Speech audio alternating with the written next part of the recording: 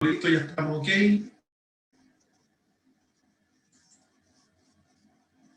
Bueno, saludando, buenas tardes a todos y a todas. Iniciamos un nuevo seminario. En esta oportunidad tenemos el grato placer de recibir a Cecilia Casas. Ahí voy a dar un pequeño resumen, digamos, de ella. Ella es ingeniera agrónoma y con doctorado en Ciencias Agropecuarias de la Facultad de Agronomía de la Universidad de Buenos Aires. Desde 2008 es profesora de la Cátedra de Efología, la cual imparte a diversas carreras de esta facultad. Realizó una estancia postdoctoral en la Universidad Técnica de Múnich durante los años 2015 a 2017 y desde noviembre del 2018 es investigadora asistente de CONICET, Argentina, y su lugar de trabajo es en el Instituto de Investigaciones Fisiológicas y Ecológicas vinculadas a la agricultura, en su abreviación IFEMA. Y les dejo ahí en el chat el link a continuación y les damos la bienvenida a Cecilia. Por favor, adelante. Muchas gracias. Bueno, muchas gracias Freddy por la presentación. Muchas gracias al Instituto de Ciencias Biológicas de la Universidad de Talca también por la invitación y gracias a todos los que se conectaron para escuchar este seminario. Entonces, hoy les voy a contar parte de mi proyecto postdoctoral, que, como dijo Freddy, lo desarrollé entre la Universidad de Buenos Aires y la Universidad Técnica de Múnich. Les voy a contar sobre la relación simbionte que involucra a Epicloe y a los hongos micorrízicos arbusculares, y en particular la relación con la aridez en sitios patagónicos. Entonces, primero les voy a contar brevemente el marco conceptual, las preguntas que nos hicimos, el sistema de estudio y los métodos que utilizamos para contestar esas preguntas, los resultados y las conclusiones a las que llegamos. Entonces, una pregunta muy general que podemos hacernos es tratar de entender por qué la simbiosis entre plantas y hongos no patogénicos persisten en términos evolutivos. Y una posible respuesta para esta pregunta es que preservar estas relaciones simbiontes puede ser una estrategia de las plantas, dado que estos hongos pueden proveer ciertas propiedades ecofisiológicas emergentes que le permiten a la planta adaptarse ante situaciones de estrés, tanto biótico, como podemos pensar en situaciones de herbivoría, o estrés abiótico, pensando en condiciones de aridez. Entonces, estas relaciones pueden haber evolucionado mejorando la performance o el desempeño tanto de la planta que los hospeda como de los hongos simbiontes. Sin embargo, también podemos pensar que ante situaciones de estrés extremo, las posibilidades de la planta de sostener estos microorganismos simbiontes puede verse limitada. Y en este contexto es muy poco lo que se sabe hasta hoy de cuál es la relación entre estos hongos simbiontes y la ecofisiología de las plantas hospedantes a lo largo del rango de distribución de la especie hospedante. Y como les decía recién, yo hablaba de relaciones simbiontes en plural, porque en general las plantas no hospedan a un solo microorganismo simbionte, no hospedan solo a un hongo simbionte, sino que en general hospedan a más de un hongo simbionte, y un ejemplo es el que podemos pensar con muchos pastos de síndrome fotosintético C3, que hospedan a hongos simbiontes del género Epicloe. Se estima que más o menos el 30% de las especies de pastos pueden tener este tipo de relaciones simbiontes, que como características son relaciones muy específicas. Una especie de Epicloe hospeda a una especie de pasto, son totalmente asintomáticas, es que solo podemos reconocer la presencia del hongo simbionte porque hacemos una tinción con el microscopio, y aquí estas imágenes, la línea azul muestra la hifa del hongo creciendo en los espacios apoplásticos, en los tejidos aéreos del hongo hospedante. Otra característica de estas relaciones simbiontes es que el ciclo del hongo es muy simple, son hongos que no tienen reproducción sexual, y entonces la persistencia de esta relación de una generación a la siguiente depende de la eficiencia con la que las hifas del hongo alcanzan los óvulos de las flores y finalmente pasan a las semillas que produce esa planta. Cuando esas semillas germinan, esas nuevas plantas están infectadas, y esto lo llamamos son hongos de transmisión vertical.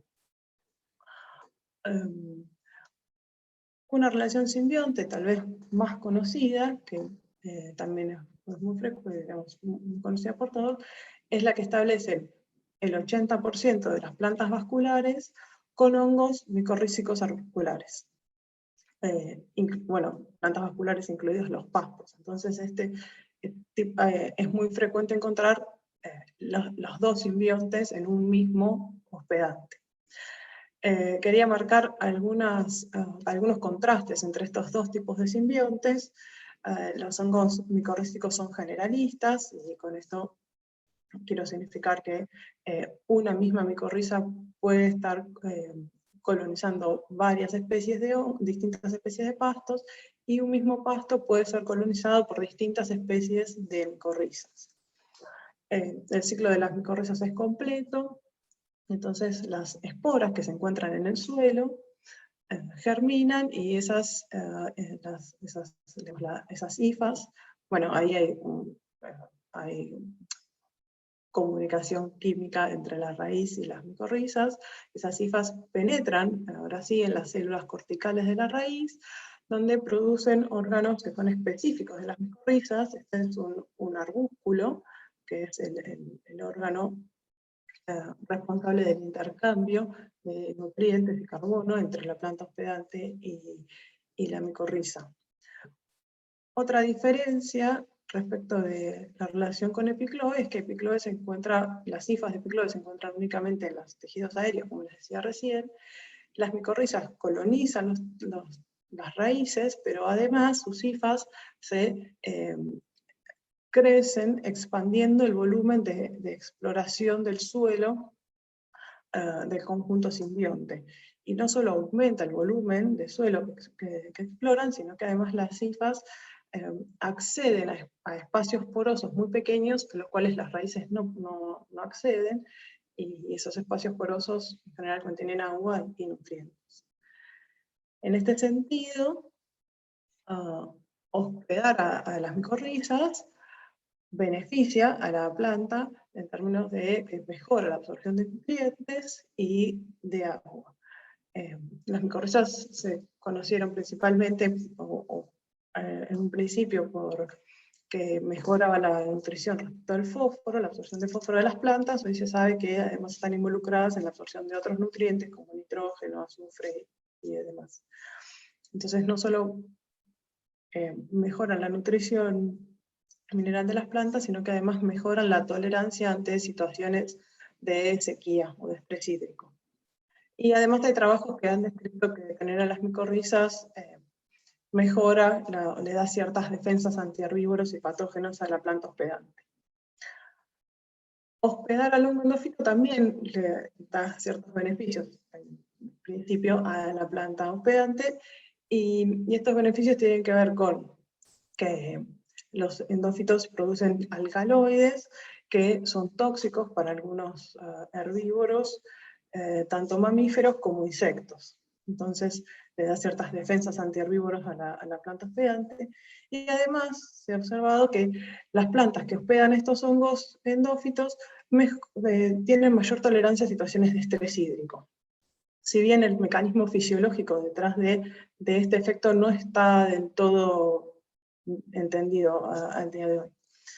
Entonces ambos hongos simbiontes le dan están asociados con beneficios ante situaciones de estrés, tanto biótico como abiótico en la planta hospedante, y en compensación por esos, digamos, por esos beneficios, podemos pensar, ambos hongos son biotróficos, o sea, dependen del aporte de carbono y de nutrientes, digamos, la planta hospedante les brinda carbono y nutrientes, una protección respecto de las condiciones del ambiente externo, y especialmente en el caso de Picloe, un medio de propagación. Entonces, teniendo en cuenta que las plantas pueden hospedar estos dos tipos de simbiontes, y en este contexto de cuáles son estas propiedades ecofisiológicas emergentes que pueden tener estos hongos simbiontes en estos gradientes de estrés ambiental, las preguntas asociadas a este proyecto tienen que ver con si el estado simbiótico de la planta, tanto respecto de Picloe como de las micorrizas, está relacionado con un gradiente de aridez ambiental y con la severidad del pastoreo, y luego en qué medida hospedar estos hongos simbiontes influye sobre las características ecofisiológicas del hospedante. Para contestar estas preguntas, bueno, nos fuimos al sur de Sudamérica, en particular a la región patagónica del lado argentino, en este caso, porque allí encontramos un gradiente de precipitaciones y de ambientes, desde ambientes húmedos, semiáridos y áridos, en una distancia relativamente corta. Hay un gradiente de precipitaciones que va de oeste a oeste, desde 900 a 150 milímetros anuales. Y además, en esta región, que aquí les muestro en color negro, habita un pasto endémico, que solamente habita en esta región, que es Ordium comosum. Tanto al lado patagónico como al lado chileno, y hasta esta zona de aquí que está marcada en negro. Este pasto Ordium comosum es un pasto de síndrome fotosintético C3, que es un pasto perenne, que hospeda a ambos hongos simbiontes, Epicloe y hongos micorrízicos arbusculares, y además es una de las especies que está descrita como preferida tanto por el ganado nativo, los herbívoros nativos, los guanacos por ejemplo, como por el ganado doméstico, en este caso las ovejas. Entonces, en esta región delimitamos o marcamos 4 transectas a lo largo de este gradiente ambiental, de ambientes húmedos a áridos, y allí determinamos 35 sitios de muestreo. Ocurrió que en 3 sitios en el extremo más húmedo y en 2 sitios en el extremo más árido no encontramos plantas de Ordium comosum. Y en este sentido, consideramos que en esta región abarcamos todo el área de distribución de la especie. En los 30 sitios restantes, medimos la cobertura vegetal, medimos la cobertura con Ordium comosum, variables climáticas como la precipitación y la temperatura media anual, y evaluamos la condición de la vegetación de cada sitio y clasificamos en función de eso si los sitios estaban bajo un pastoreo moderado o severo. 13 sitios los clasificamos como moderadamente pastoreados y 17 de los 30 como con signos severos de sobrepastoreo.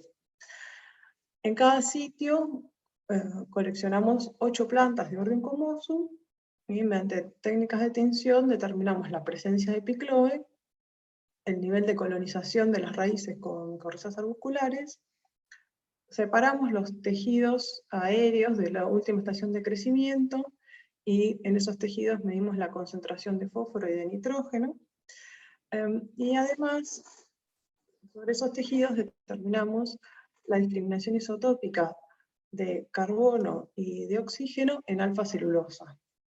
Estos isótopos, que es la concentración de isótopo 13 de carbono y 18 de oxígeno, son isótopos naturales. Estas variables son particularmente interesantes porque nos permiten integrar la condición ecofisiológica, digamos, de la planta durante, bueno, en este caso, durante digamos, las condiciones ambientales que exploró la planta durante la última estación de crecimiento. Que son variables que no podríamos haber medido en un estudio de estas características de otra manera. En particular, los isótopos de carbono nos permiten tener un índice, o sea, son un proxy de la eficiencia en el uso del agua. Y esto tiene que ver con que el metabolismo fotosintético naturalmente discrimina el isótopo más liviano de carbono, que es el carbono 12. Hay algunas situaciones donde la concentración de carbono 13 puede aumentar. Por ejemplo, si la planta cierra sus estomas, el dióxido de carbono en la cavidad subestomática es consumido por el metabolismo fotosintético. Y entonces, en ese caso, al no haber intercambio, al estar cerrado el estómago y no haber intercambio, la proporción de carbono 13 aumenta. Entonces, lo que observamos es un aumento en la eficiencia en el uso del agua, en el sentido de que al estar cerrado el estómago, el carbono que se fija respecto de el agua que se pierde, esa relación es mayor. Hay otra situación en la que simplemente la fotosíntesis puede aumentar, y entonces también aumenta la eficiencia en el uso del agua sin necesidad de haber un cierre estomático. Entonces, este isótopo de carbono lo podemos, digamos, a partir de este isótopo de carbono podemos calcular la eficiencia en el uso del agua como un parámetro que integra las condiciones ambientales que exploró la planta durante la estación de crecimiento, y nos está hablando de la relación entre fotosíntesis y conductancia estomática, la relación entre el carbono que fija la planta y el agua que pierde. Pero como les decía recién, podemos ver cambios en la eficiencia en el uso del agua. Lo que no podemos discriminar con esta variable es si lo que está cambiando es que aumenta la fotosíntesis, por ejemplo, o que se reduce la conductancia estomática. Entonces, para poder discriminar cuál de los dos componentes de la eficiencia del uso del agua están variando, es que utilizamos el isótopo de oxígeno. Que, después voy a hacer alguna aclaración al respecto, pero para plantas que exploran las mismas condiciones ambientales, la discriminación isotópica de oxígeno tiene una correlación negativa con la conductancia estomática justamente. Entonces, a mayor discriminación, o sea, mayor proporción de oxígeno pesado y oxígeno 18, menor es la apertura estomática. Bien, les quiero hacer una aclaración adicional respecto de estas dos variables, y es que el carbono que utiliza la planta para fotosíntesis proviene del dióxido de carbono. Si a lo largo del gradiente ambiental hay variaciones en la discriminación isotópica, o sea, en la proporción de carbono pesado que tiene el dióxido de carbono de la atmósfera, esa diferencia va a estar incluida, digamos, en el carbono pesado que estoy midiendo en la celulosa de la planta.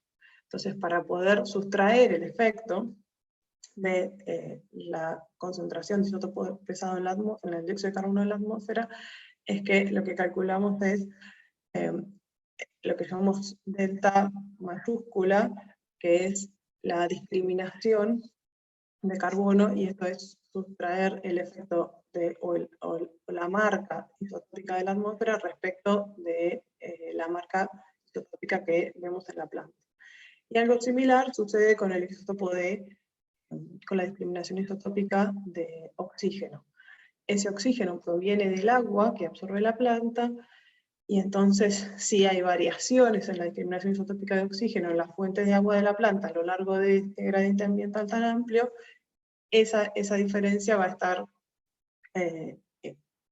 estar generando confusión, digamos, en la determinación que tenemos, que realizamos en la planta. Entonces, lo que calculamos es el enriquecimiento de oxígeno respecto de la discriminación isotópica de la lluvia, considerando que el agua que utilizan estas plantas proviene del agua de lluvia.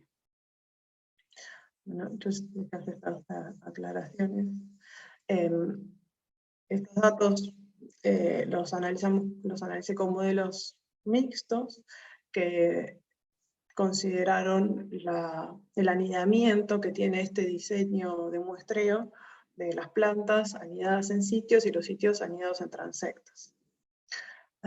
Entonces lo que les voy a mostrar ahora son los resultados del análisis de estos datos, y lo que les muestro en estas dos figuras es en el eje X la precipitación media anual, y las líneas punteadas se dividen los ambientes áridos, semiáridos, subhúmedos y húmedos.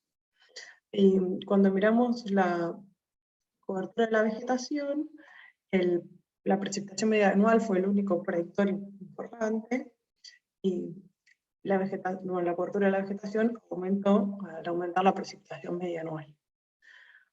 Cuando miramos en particular la cobertura de Ordium comosum, que acá se nos muestra en el eje Y del lado izquierdo, lo que observamos es que hubo un pico en la cobertura de Ordium, que fue de aproximadamente el 4%, cuando la precipitación media anual fue de 500 milímetros anuales.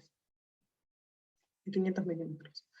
La cobertura de Ordium descendió hacia ambientes más áridos y también hacia ambientes más húmedos. Y esta distribución de Ordium no dependió, fue independiente de la severidad del pastoreo de los sitios, que aquí se los muestro con símbolos de distintas formas. Los cuadrados están mostrando sitios con pastoreo severo y los triángulos con pastoreo moderado.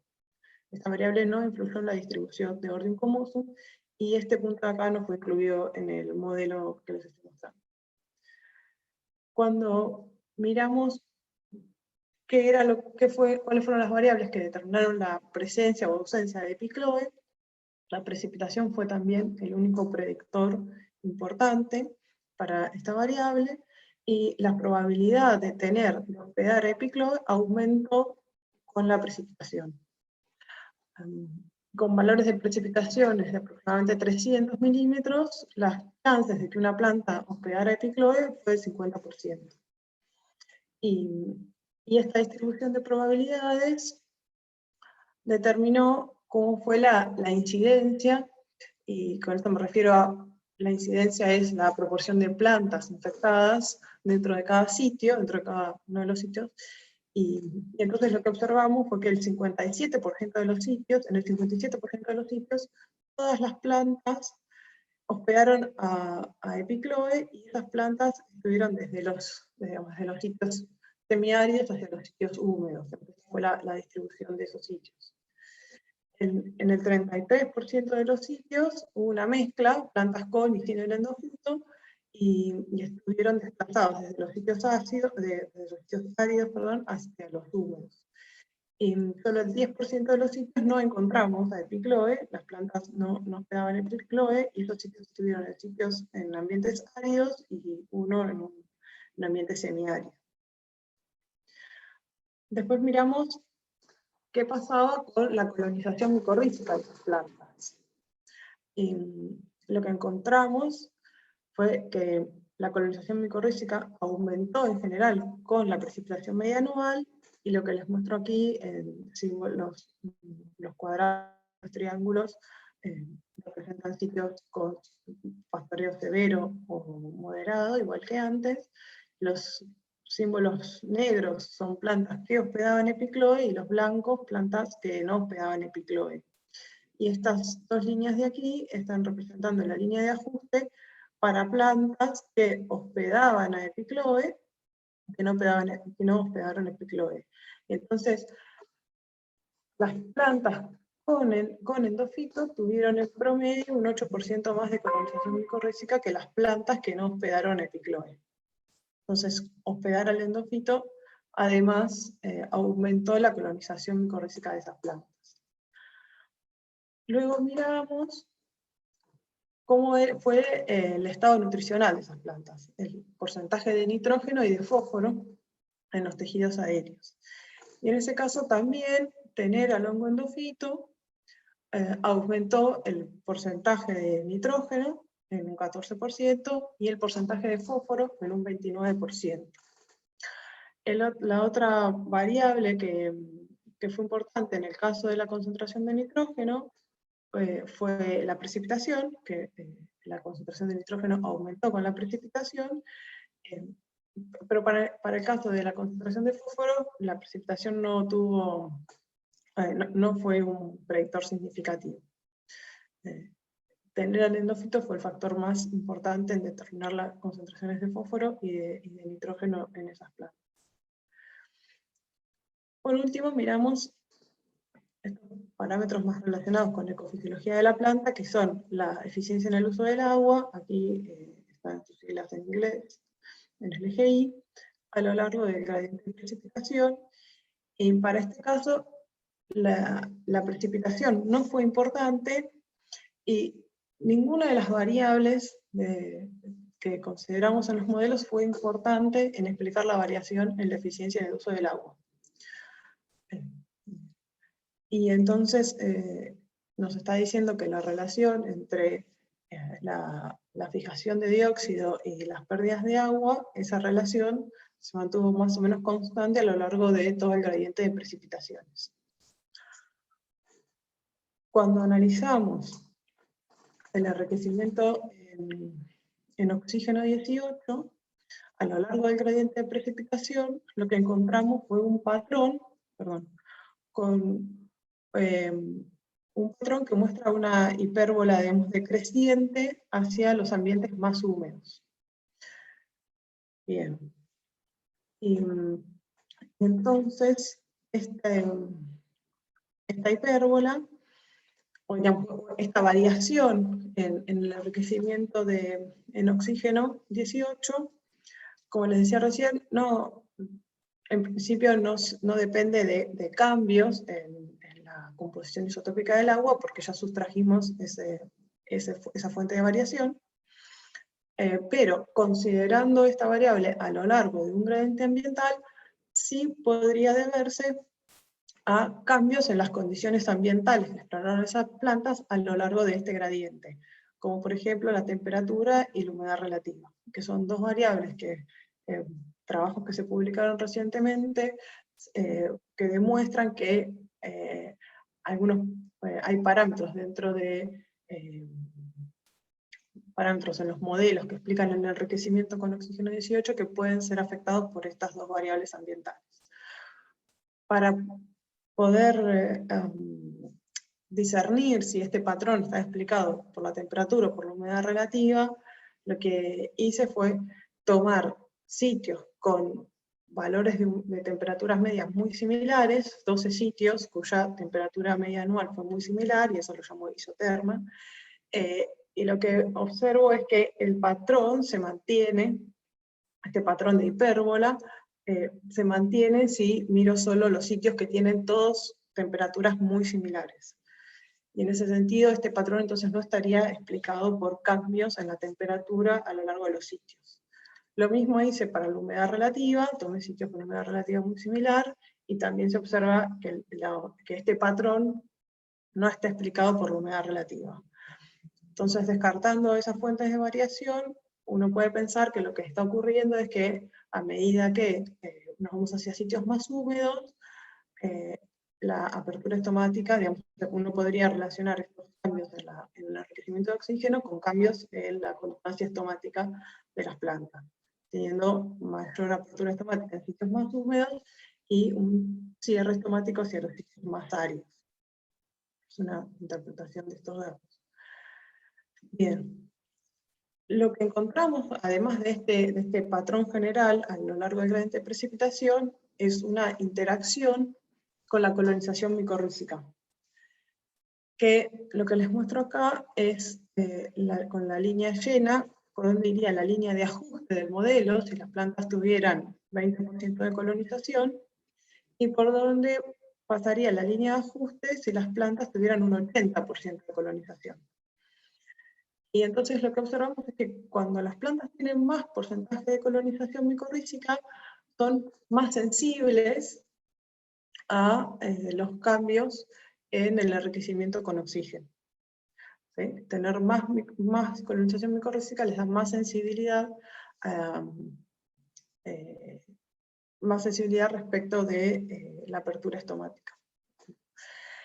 Para poder ver esto dentro de cada sitio, que como les comentaba hoy con los materiales inventados, digamos, si las plantas están explorando todas las mismas condiciones ambientales, entonces el enriquecimiento con oxígeno tiene una correlación negativa con la apertura estomática. Lo que les muestro acá son las mismas, estas cuatro figuras se desprenden de la figura que les mostraba antes, y lo que estoy haciendo aquí es mostrar el enriquecimiento de oxígeno en función de la colonización micorrízica, solo para los sitios áridos, que son estos puntos de aquí, ahora se los estoy mostrando en esta figura, los sitios de ambientes semiáridos, subhúmedos y húmedos. Y entonces esta interacción se expresa aquí al ver que al aumentar la colonización micorrízica aumenta el enriquecimiento con oxígeno en los sitios áridos. En los sitios semiáridos no hay ninguna relación, y en los sitios subhúmedos húmedos la relación se torna negativa. Y entonces eso lo podemos asociar con que en los ambientes áridos tener más micorrizas genera un cierre estomático, y en cambio en los lugares más húmedos tener más micorrizas favorece la apertura estomática. Como no vimos, como les mostraba antes, tanto para la descripción del patrón general como para el patrón dentro de los sitios, si no hay cambios en la eficiencia en el uso del agua, si el cociente se mantiene igual y lo que vemos son cambios en la apertura estomática, entonces necesariamente tiene que haber un cambio proporcional en la fotosíntesis de esas plantas para mantener este cociente constante. Entonces estos cambios en la eficiencia del enriquecimiento de oxígeno también dan cuenta de un cambio proporcional en la actividad fotosintética, en la fotosíntesis neta de las plantas. Y entonces, para resumir y para dar respuesta a las preguntas que teníamos al comienzo, respecto de cuál es si el estado simbiótico de las plantas está relacionado con la aridez y con la severidad del pastoreo, bueno, el pastoreo no influyó sobre las relaciones simbióticas, pero la interacción de Ordium con el Epicloe y con las micorrizas cambió a lo largo del gradiente de aridez. En los sitios áridos, la simbiosis estuvo limitada, no encontramos plantas o menor proporción de plantas con endofitos y con micorrizas. En cambio, hacia los ambientes más húmedos prevalecieron ambas relaciones simbiontes. En este sentido, si bien este es un trabajo observacional, pero podemos pensar o hipotetizar que entonces hospedar a ambos simbiontes puede ser crítico para la supervivencia del huésped, digamos, en este caso de la planta, en el sentido de que la simbiosis en términos evolutivos no desaparecieron, sino que las plantas que viven en estos ambientes siempre están hospedando, o mayormente están hospedando tanto Epicloe, y además, y en relación a Epicloe, tienen mayor colonización micorrízica. Después nos preguntamos Sí, esta plasticidad que observamos hacia el centro de la distribución de la especie, con plantas que tienen más o menos probabilidad de hospedar a los simbiontes, digamos, y esto entonces le da cierta plasticidad al hospedante, no podría explicar esta mayor abundancia de la especie hospedante en el centro de la distribución de la especie. Respecto a la segunda pregunta, ¿en qué medida esta simbiosis influye sobre la ecofisiología del hospedante? Bueno, encontramos que la asociación con ambos simbiontes estuvo relacionada con mayores concentraciones de nitrógeno y de fósforo, y eso fue independiente de, o esto fue así a lo largo de todo el gradiente de distribución. Y encontramos que la eficiencia en el uso del agua no varió a lo largo del gradiente, pero sí el enriquecimiento con oxígeno, que podría dar cuentas de cambio en la apertura estomática y de un cambio proporcional en la fotosíntesis de las plantas. Y la colonización micorrízica, en particular, podría afectar la sensibilidad estomática de las plantas pegantes. Bueno, para finalizar, digamos, como les contaba recién, es un trabajo observacional, pero estas observaciones nos proporcionan pistas muy importantes sobre el papel que pueden tener estos simbiontes, estos hongos simbiontes, en la ecología funcional de la planta hospedante. Entonces nos abre preguntas para futuros experimentos o poner a prueba muchas de las hipótesis que surgen a partir de estos patrones que observamos. Muchas gracias por su atención y bueno, preguntas o comentarios que quieran hacer, más que bienvenidos. Muchas gracias, Cecilia. Muy interesante tu presentación, todo lo que tú haces, te felicito. Y ahora, como te comentaba, pasamos